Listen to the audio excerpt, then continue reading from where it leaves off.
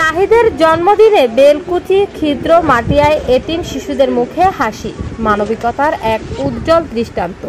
আশিকুল ইসলাম, বেলকুচি, সিরাজগঞ্জ থেকে পাঠানো ভিডিও চিত্রে দেখুন বিস্তারিত। মানবতার দৃষ্টান্ত স্থাপন করলেন তরুণ সমাজসেবক মোহাম্মদ নাহিদ প্রামাণিক। সিরাজগঞ্জের বেলকুচি উপজেলার ক্ষুদ্র মাটিয়া গ্রামে নিজের জন্মদিনকে স্মরণীয় করে রাখতে তিনি আয়োজন করেন এক অনন্য মানবিক অনুষ্ঠানের।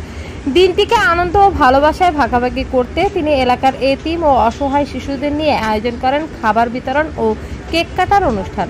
অনুষ্ঠানে ছিল শিশুদের মুখে হাসি ফোটানোর নানা আয়োজন, কেক কাটা, মধ্যাহ্নভোজ, খেলাধুলা ও আনন্দ ঘন পরিবেশে এক আন্তরিক মিলন মেলা। স্থানীয় সমাজসেবক, যুব সমাজ ও গণ্যমান্য ব্যক্তিবর্গ উপস্থিত থেকে নাহিদের এই উদ্যোগকে স্বাগত জানান।